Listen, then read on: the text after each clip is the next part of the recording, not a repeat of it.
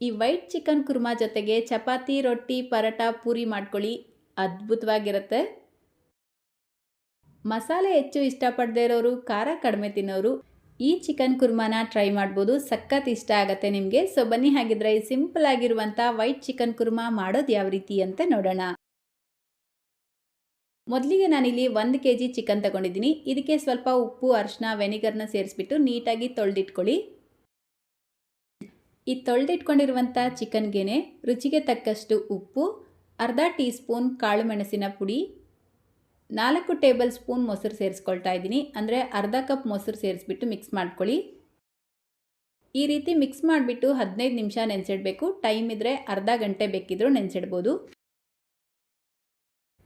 ಈಗ ಒಂದು ಮಸಾಲೆ ರುಬ್ಕೊಳ್ಳೋದಕ್ಕೆ ಒಂದು ಮಿಕ್ಸರ್ ಜಾರ್ ತಗೊಂಡು ಮೀಡಿಯಮ್ ಸೈಜ್ದು 2 ಈರುಳ್ಳಿ, 7 ರಿಂದ 8 ಗೋಡಂಬಿ, 1 ಟೀ ಸ್ಪೂನ್ ಗಸಗಸೆ, 2 ಟೀ ಸ್ಪೂನ್ ಹುರ್ಗಡ್ಲೆ, ಅರ್ಧ ಟೀ ಸ್ಪೂನ್ ಸೋಂಪು ಕಾಳು, ಸ್ವಲ್ಪ ತೆಂಗಿನಕಾಯಿನ ಸೇರಿಸ್ಕೊಳ್ತಾ ಇದ್ದೀನಿ. ಫ್ರೆಶ್ ಆಗಿರುವಂಥ ತೆಂಗಿನಕಾಯಿನ ಹಿಂದ್ಗಡೆ ಬ್ರೌನ್ ಪಾರ್ಟ್ ಏನಿರುತ್ತೆ ಅದನ್ನು ತೆಗೆದುಬಿಟ್ಟು ಸೇರಿಸ್ಕೊಳ್ಳಿ.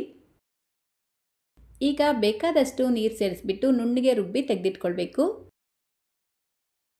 ನೆಕ್ಸ್ಟ್ ಈಗ ಗ್ಯಾಸ್ ಸ್ಟವ್ ಮೇಲೆ ಒಂದು ಪ್ರೆಷರ್ ಕುಕ್ಕರ್ ಇಟ್ಕೊಂಡು 3 ರಿಂದ 4 ಟೇಬಲ್ ಸ್ಪೂನ್ ಎಣ್ಣೆ ಸೇರಿಸ್ಕೊಳ್ಳಿ. ಇದರ ಜೊತೆಗೇನೆ 2 ಏಲಕ್ಕಿ, 1 ಪೀಸ್ ಚಕ್ಕೆ, 4 ಲವಂಗ, ಮೀಡಿಯಮ್ ಸೈಜ್ದು 1 ಈರುಳ್ಳಿನ ಸಣ್ಣದಾಗಿ ಕಟ್ ಮಾಡಿ ಸೇರಿಸ್ಕೊಳ್ತಾ ಇದ್ದೀನಿ. ಇದರ ಜೊತೆಗೇನೆ 4 ರಿಂದ 5 ಮೆಣಸಿನ್ಕಾಯಿನೂ ಸೇರಿಸ್ಬಿಟ್ಟು ಫ್ರೈ ಮಾಡ್ಕೊಳ್ಬೇಕು. ನಾವಿಲ್ಲಿ ಖಾರಕ್ಕೆ ಮೆಣಸಿನ್ಕಾಯಿ ಮತ್ತು ಕಾಳು ಮೆಣಸಿನ ಪುಡಿ ಅಷ್ಟೇ ಸೇರಿಸ್ಕೊಂಡಿರೋದು. ಈ ಚಿಕನ್ ಕುರ್ಮಾಗೆ ಅಚ್ಕಾರದ ಪುಡಿ ಎಲ್ಲ ಸೇರಿಸ್ಕೊಳ್ಬಾರ್ದು, ಗ್ರೇವಿ ಕಲರ್ ಚೇಂಜ್ ಆಗುತ್ತೆ. ಸೊ ನೋಡಿ, ಈರುಳ್ಳಿ ಮತ್ತು ಮೆಣಸಿನ್ಕಾಯಿನ ಸೇರಿಸ್ಬಿಟ್ಟು ಜಸ್ಟ್ 1 ರಿಂದ 2 ನಿಮಿಷ ಫ್ರೈ ಮಾಡ್ಕೊಳ್ಬೇಕು. ಅಂದರೆ ಈರುಳ್ಳಿ ಬಣ್ಣ ಚೇಂಜ್ ಆಗಬಾರ್ದು.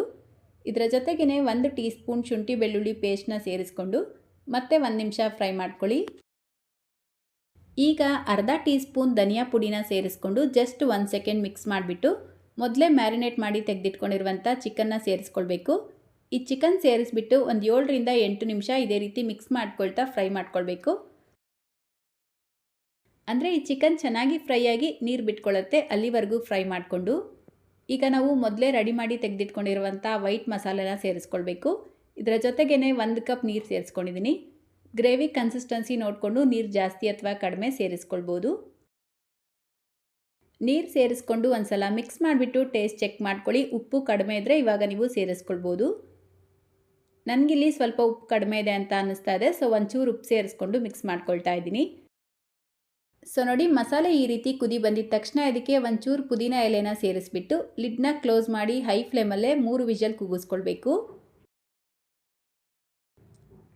3 ವಿಷಲ್ ಕೂಗಿಸ್ಕೊಂಡು ಪ್ರೆಷರ್ ರಿಲೀಸ್ ಆಗಿದ ತಕ್ಷಣ ಲಿಡ್ ಓಪನ್ ಮಾಡಿಕೊಂಡ್ರೆ ಘಮ ಘಮ ಅಂತ ಸಖತ್ ಟೇಸ್ಟಿಯಾಗಿರುವಂಥ white chicken Kurma ರೆಡಿಯಾಗತ್ತೆ.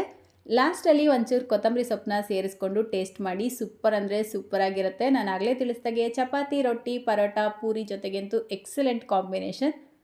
So miss ಮಾಡ್ತೀರಾ, ಟ್ರೈ ಮಾಡ್ತೀರಾ ಅಲ್ವಾ? ಇವತ್ತಿನ ರೆಸಿಪಿ ಇಷ್ಟ ಆಗಿದ್ರೆ ಲೈಕ್, ಶೇರ್, ಕಮೆಂಟ್ ಮಾಡೋದನ್ನು ಮರಿಬೇಡಿ. ಚಾನಲ್ನ ಹೊಸದಾಗಿ ನೋಡ್ತಾ ಇದ್ದರೆ ಸಬ್ಸ್ಕ್ರೈಬ್ ಮಾಡ್ಕೊಳ್ಳಿ. ಫೇಸ್ಬುಕ್ಕಲ್ಲಿ ನೋಡ್ತಾ ಇದ್ದರೆ ಫಾಲೋ ಮಾಡಿ ಅಂತ ಹೇಳ್ತಾ ಇದೇ ರೀತಿ ಮತ್ತೊಂದು ರೆಸಿಪಿಯೊಂದಿಗೆ ಸಿಗೋಣ. Thank you.